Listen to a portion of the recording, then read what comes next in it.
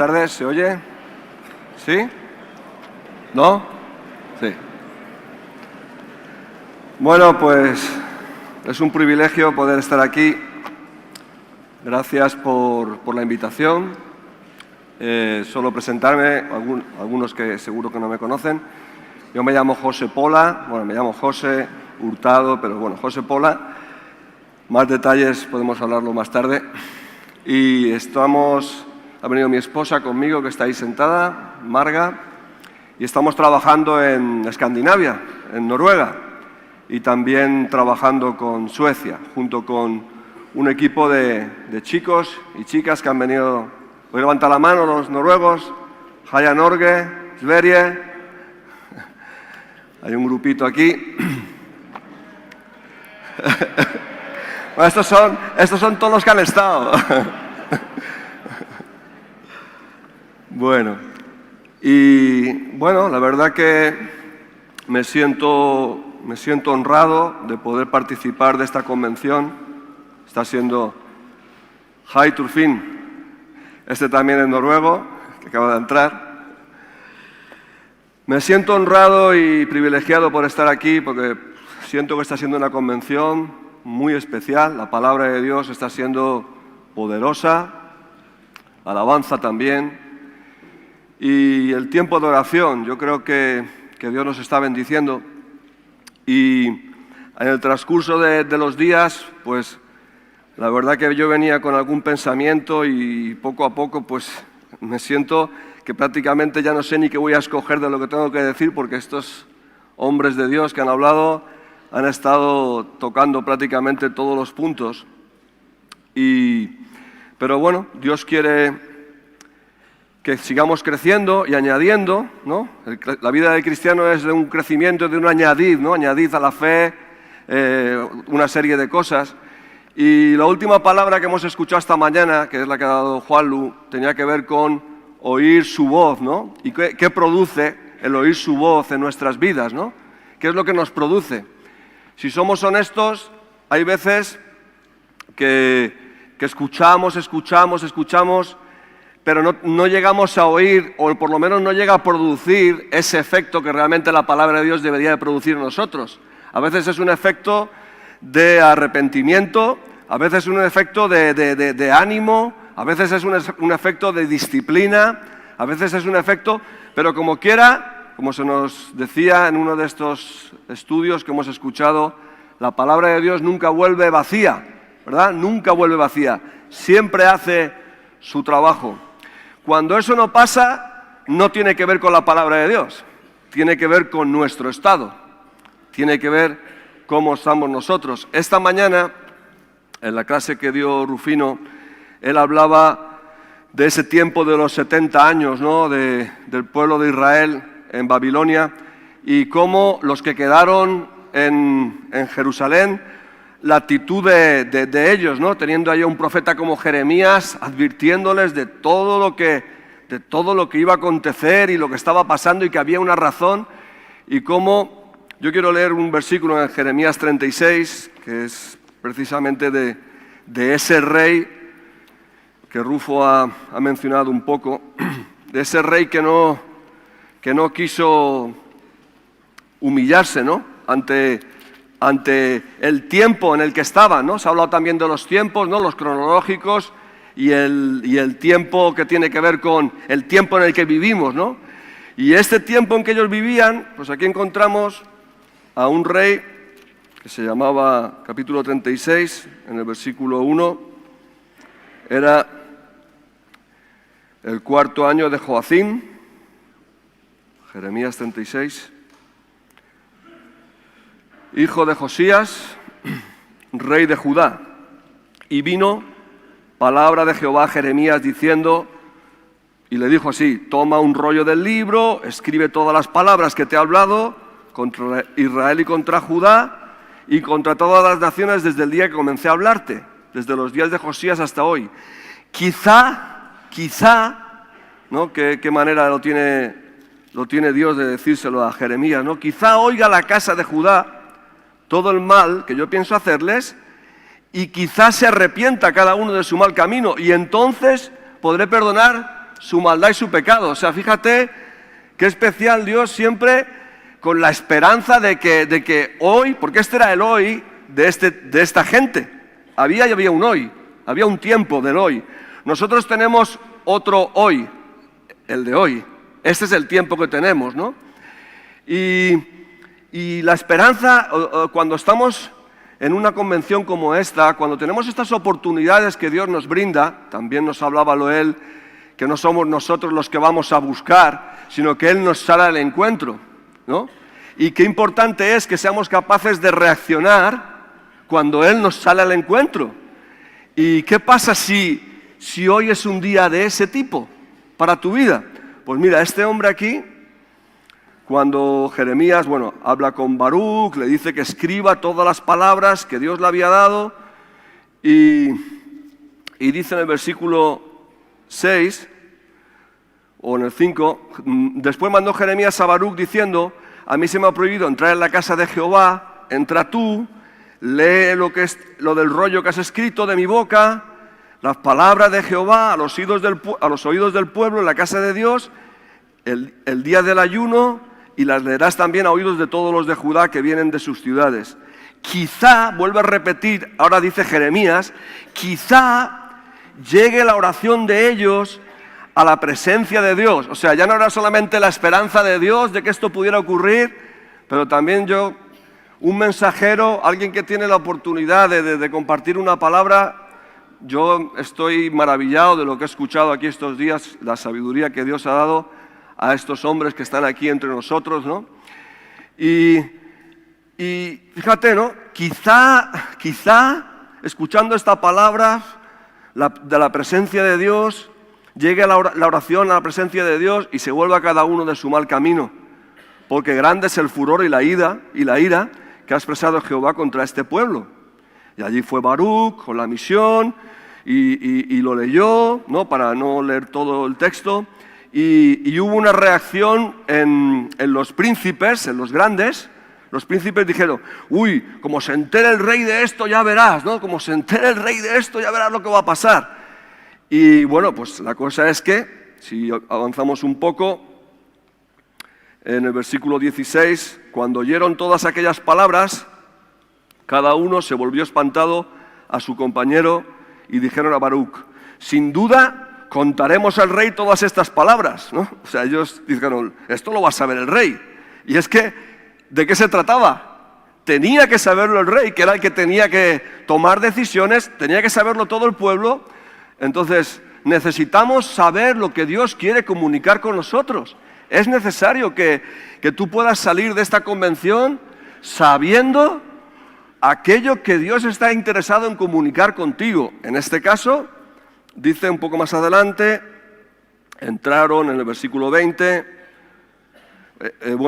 era tan dura la cosa que en el versículo 19 dijeron a los príncipes a Baruch, escóndete, tú y Jeremías, y que nadie sepa dónde estás, porque la cosa es dura, es una palabra tan seria, y entraron donde estaba el rey, al atrio, habiendo depositado el rollo en el aposento de Elisama, secretario, y contaron a oídos del rey todas estas palabras.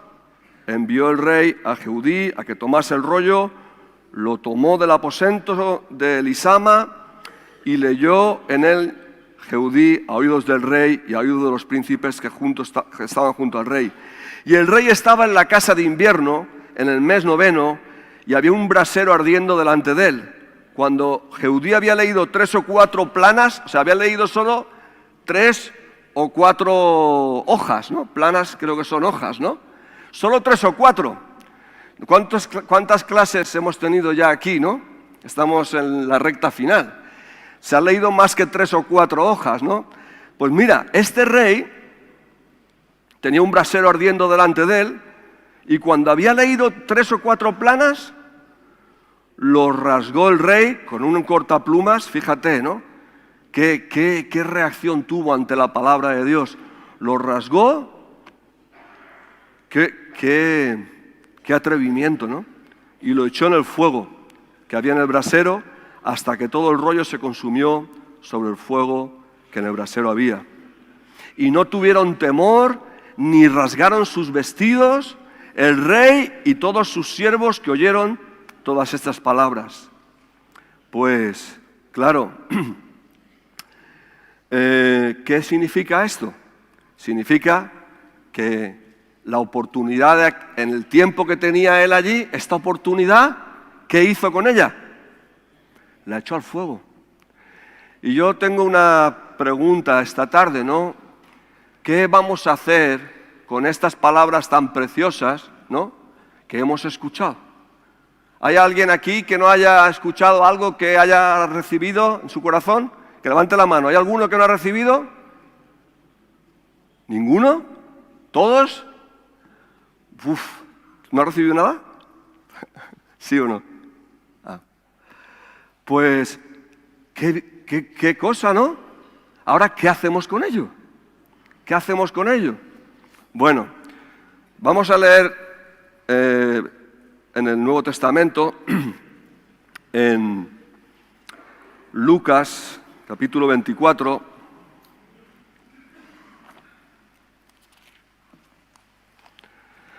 la historia, continuando un poco el mensaje central de esta convención, de este encuentro, pues Chisco nos lo presentó, que tiene que ver con Isaías 53, ¿no?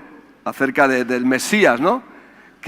Chisco decía, voy a ser cristocéntrico, ¿no? Vamos a hablar de la muerte y de la resurrección. También el hermano Bruno pues nos ha compartido también de ello, ¿no?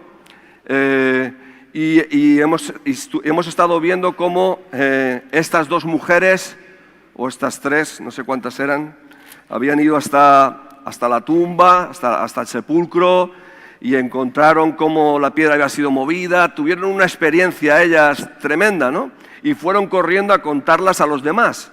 También aparece Pedro y Juan en el capítulo 24, que corren al sepulcro y también entraron allí, vieron los lienzos solo y se fue maravillado de lo que había sucedido, se marcharon maravillados. Vale, solamente antes de leer, pues quiero hablar de estos dos chicos del camino de Emaús, pero vamos a 1 Corintios 15 y regresamos aquí ahora a Emaús. Hay una cosa interesante en este texto que hemos leído también un par de veces estos días, 1 Corintios 15, versículo 3, cuando Pablo está hablando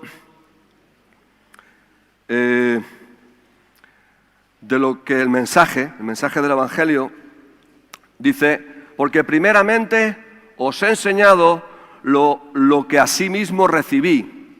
Bueno, él dice que él recibió este mensaje. ¿Quién le dio a Pablo este mensaje? ¿Quién se lo dio a Pablo?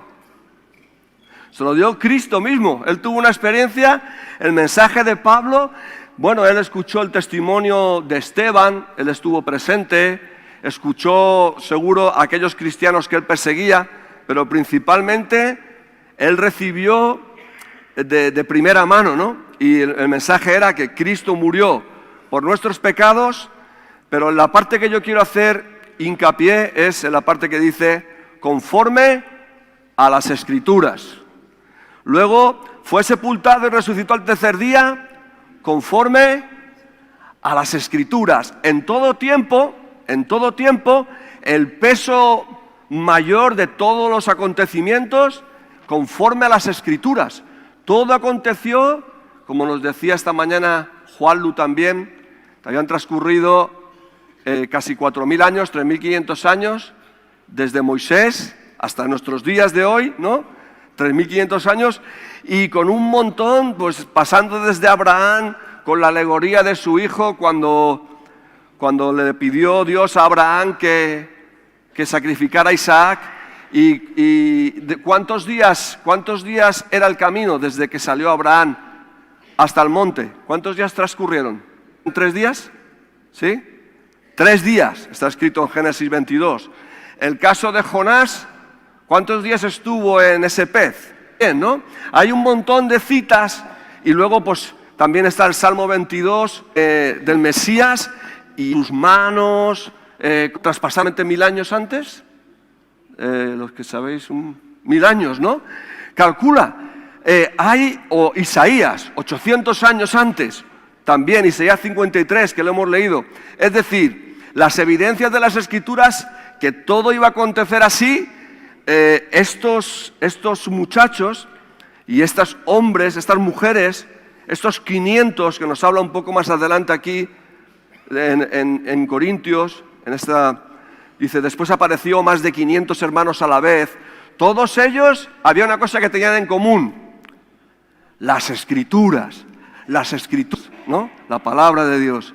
Bueno, pues vamos a ver a estos dos en el versículo 13. Dos de ellos iban el mismo día, es decir, el día que María Magdalena y Juana, eran tres, y María, madre de Jacobo, habían tenido un encuentro con el ángel, ¿no?, que le dijo lo que había pasado con Cristo. También el mismo día que Pedro y Juan corrieron al sepulcro y vieron los lienzos. Pues en ese mismo día, y hay veces que es así, ¿no?, dos de ellos iban a una aldea llamada Emaús, que estaba a 70 estadios de Jerusalén. Y iban hablando entre sí de todas aquellas cosas que habían acontecido. Sucedió que mientras que hablaban y discutían entre sí, Jesús mismo se acercó y caminaba con ellos. O sea, imagínate la escena, ¿no? Ellos dos hablando entre sí de Jesús, de lo que había pasado. Y de repente Jesús al lado de ellos. Pero curiosamente, dice, los ojos de ellos estaban velados para que no le conociesen. Había un problema. ¿Podían hablar de lo que había pasado? ¿Podían hablar de Jesús? Pero había algo que no les estaba funcionando. Ver la gloria de Dios, ver el propósito. Es más, Jesús se pone con ellos y les dice, oye, mira qué preguntas más importantes aquí, ¿no? ¿Qué pláticas son estas que tenéis entre vosotros mientras camináis? ¿Y por qué estáis tristes? Jesús ahí, que es un poco especial, me parece muy, no sé, es hasta un poco gracioso, ¿no? Y muy sencillo, ¿no? El Señor se pone al lado de ellos y les pregunta, y les invita a que cuenten lo que ellos han entendido o lo que ellos han visto, ¿no? Y respondiendo uno de ellos, que se llamaba Cleofás, le dijo, hombre, ¿eres tú el único forastero en Jerusalén que no has sabido las cosas que en ella han acontecido en estos días? ¿Te imaginas a Jesús escuchando a este que le estaban diciendo, oye, ¿qué pasa? ¿Tú eres el único que no te has enterado de lo que pasa aquí? ¿Qué circunstancia, ¿no? Entonces él le dijo, bueno, ¿qué cosas? Contarme, ¿no? Hay tres preguntas. ¿De qué estáis hablando? ¿Por qué estáis tristes? ¿Y qué cosas? Y ellos le dijeron, y a mí yo veo aquí, le hablan de lo que ellos habían entendido en el punto en el que estaban, en el tiempo en el que ellos estaban, ¿no? Y entonces dicen, bueno, pues Jesús de Nazareno era profeta, era poderoso en obra y en palabra delante de Dios y de todo el pueblo, ¿no? Hacen una descripción de Jesús, pues como varón profeta, poderoso en obra y en palabra delante de Dios y todo el pueblo. Bueno, tenían cierta claridad, ¿no? Pero también dicen, ¿cómo le entregaron los principales sacerdotes y nuestros gobernantes a sentencia de muerte y le crucificaron? Y aún dicen algo más. Nosotros esperábamos que Él era el que había de redimir a Israel y ahora, además de esto, hoy es ya el tercer día que esto ha acontecido. Entonces yo veo que aquí ellos habían perdido, de la misma manera como el resto del equipo, estaban todos tristes porque Cristo había muerto, a pesar de que ¿qué tenían ellos? Las Escrituras, ¿no? Tenían las Escrituras, sabían de todas estas profecías que habían de Jesús, ellos mismos, cuando hablaban del pueblo judío, ellos siempre les gustaba apoyarse en en su padre, ¿cómo le llamaban al padre? Nosotros somos descendientes de Abraham, ¿no? Les gustaba apoyarse en esa descendencia. Sabían que, no, un hombre escogido por Dios, llamado por Dios, el pueblo de Dios.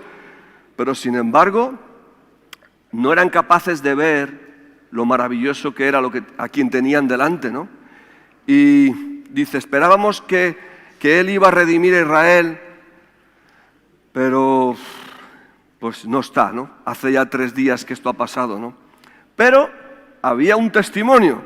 Nos han asombrado unas mujeres entre nosotros, las que antes del día fueron al sepulcro y como no hallaron su cuerpo, vinieron diciendo que también habían visto ángeles quienes dijeron que Él vive. Y algunos de los nuestros fueron al sepulcro y hallaron así como las mujeres habían dicho, pero no le vieron.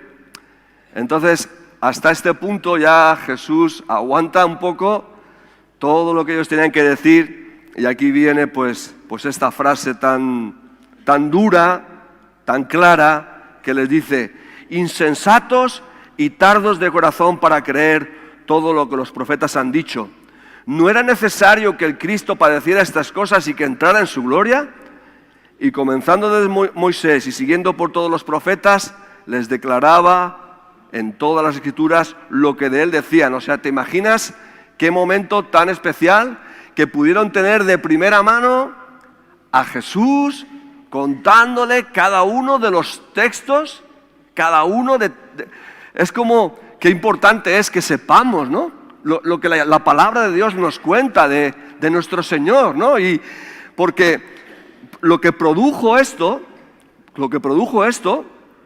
es que cuando llegaron a la aldea donde iban, Él hizo como que iba a ir más lejos y ellos, dice aquí, le obligaron a quedarse y le dijeron, quédate con nosotros porque se hace tarde, el día ya declinado. Entonces, pues, entró a quedarse con ellos. Vale, hasta este punto, yo les veo ahí unos hombres como que estaban escuchando y estaban comiendo, se estaban alimentando. Para mí creo que estos días han sido días de comer, ¿no? ¿Habéis comido? ¿Sí o no? Sí, vale. Ha sido días de recibir, ¿no? Llegamos a un punto, hasta aquí, ¿no? Todos los detalles, ¿no? Se nos ha presentado las Escrituras, se nos ha hablado bueno, desde la muerte de Cristo hasta su resurrección, la plenitud de vida en Cristo, mis pensamientos no son vuestros pensamientos, mis caminos no son vuestros caminos, testimonio de la obra de Dios, ¿no? De la dureza del corazón de los antiguos, ¿no? ¿Y en qué punto estamos nosotros hoy? Bueno, aquí hay una cosa. Versículo 30 dice que aconteció que estando sentado con ellos a la mesa, tomó el pan, lo bendijo, lo partió y les dio. Y entonces, y yo de verdad creo que este momento es un momento, podríamos decir, histórico. Este es un momento histórico de la vida. Los ojos fueron abiertos. Hasta ese momento habían oído. ¿Pero qué les faltaba? Poder ver. Ver, y además en este acto de partir el pan, ¿no? Que ya lo habían visto. Ellos ya conocían ese momento. Lo habían visto en la alimentación de los 5.000, ¿verdad? Lo habían visto en la alimentación de los 4.000. Lo habían visto, yo no sé si... Dice que estos eran de esos discípulos. En la cena del Señor, la verdad que las imágenes que se representan hablan siempre de los 12. ¿Estaban solamente los 12? Yo hago una pregunta. ¿O estaban más aquella noche en la cena del Señor? ¿Sabéis alguien? Habían más, ¿no? Yo creo que habían más. Yo creo que estaban los discípulos allí. Estos 2 estaban porque dice, 2 de ellos iban el mismo día, 2 de los que... Correcto, es lo que pensaba yo. Gracias. Vale, entonces, ellos ya conocían esto. Entonces, ¿qué quiero decir con esto?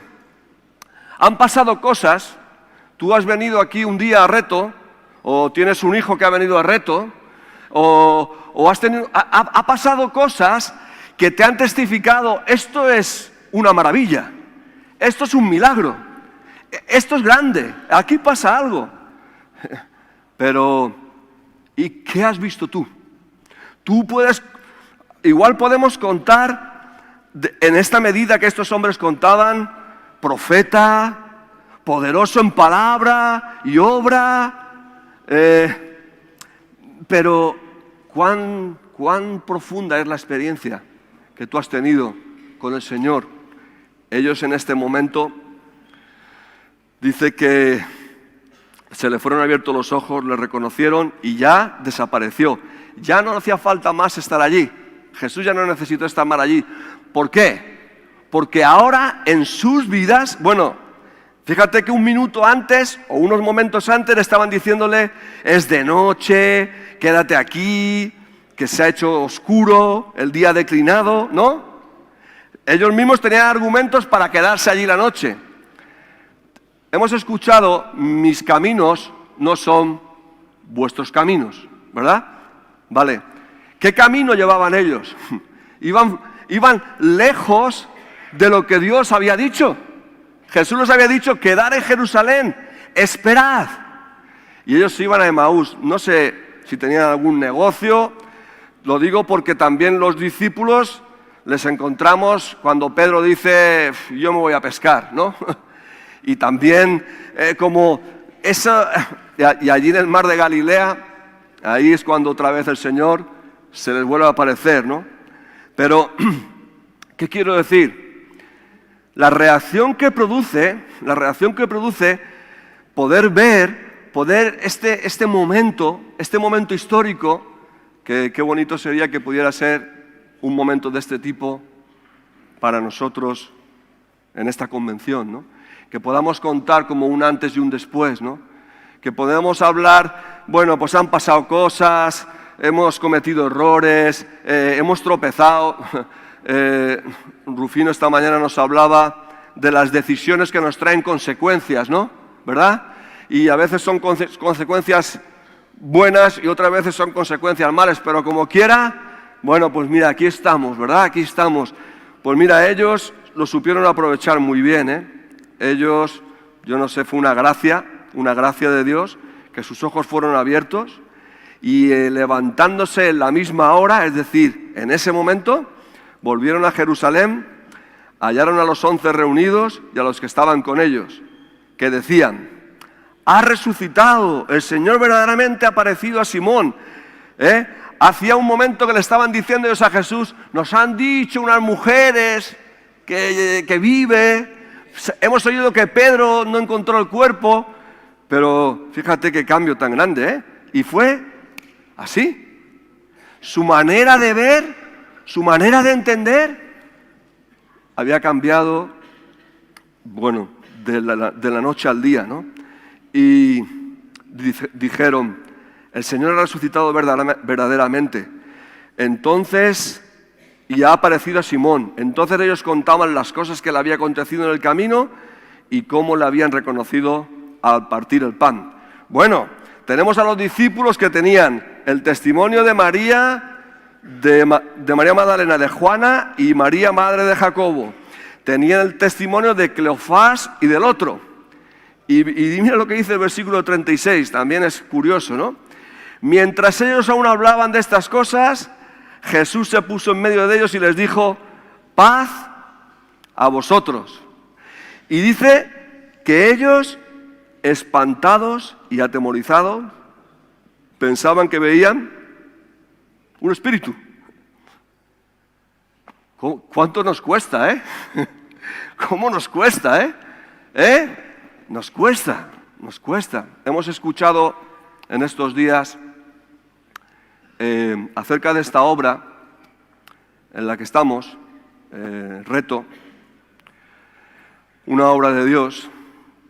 Hemos escuchado cómo Carlos nos contaba que hace muchos años, más de 35 años, en México, hubo un sueño y que en este sueño aparecía su cara también, en España,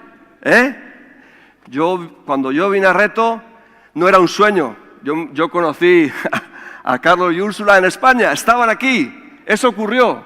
Es un testimonio de que ocurrió. Luego, también puedo contar el llamado que Dios hizo a unos cuantos hombres que están aquí sentados, presentes, que yo conozco, porque yo estaba ese mismo día que el Señor hizo ese llamado. También conozco, la primera vez que yo vi a Carlos y a Rufino fue en Alicante, que venían de visita. Ahí venían los dos, y ahí estaba José y Manolo y algunos más, y estábamos para cogernos con pinzas. Aquello era, estábamos fatal. Pero fíjate, ¿no? El día de hoy, ¿no? Hemos escuchado cómo Marcos Ost nos contaba cuando su papá fue desde Alaska, ¿contó lo de Alaska? Sí, ¿no? Desde Alaska hasta México, ¿no? Y que allí empezó una obra preciosa que hasta el día de hoy alguno de sus hijos continúa con ella, ¿no? Vale, son testimonios antiguos. ¿Sabéis una cosa? Yo en Suecia, hace un par de años,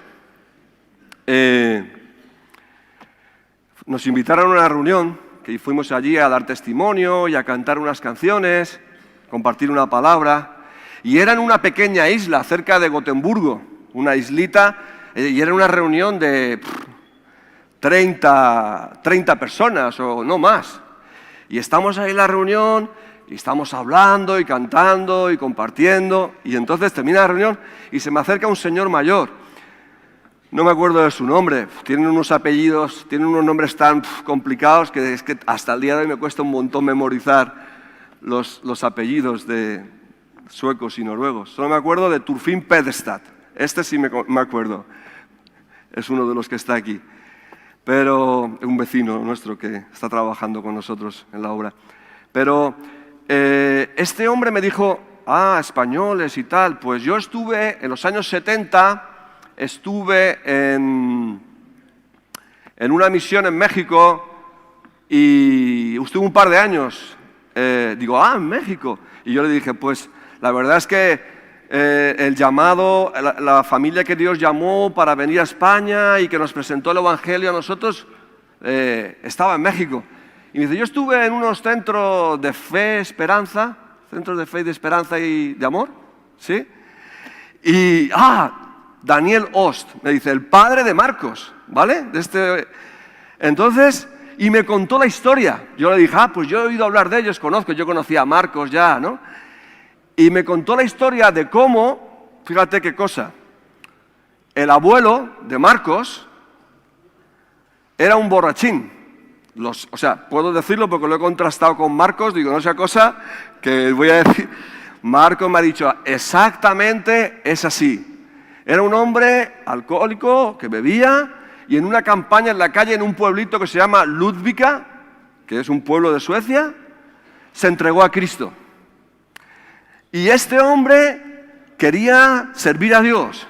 Y entonces supo que en Alaska había mucho problema de alcohol.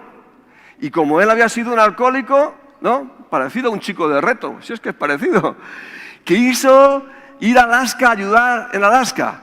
Se va para allá, allí pues se casó y tuvieron 8 hijos, me parece también, o un montón de ellos, 10. Vale. Y uno de ellos, ¿quién era? Marcos, y Timoteo, y Pepe, ¿no? Y qué cosa, ¿no? ¿Qué quiero decir con esto? Dios llama un día desde Suecia hasta Alaska, pasando por Alaska, para llegar a México, pero de México para llegar a España, pero de España para llegar de vuelta a Suecia. Qué cosa, ¿no? Es curioso cómo es maravilloso que no podemos entender los caminos de Dios.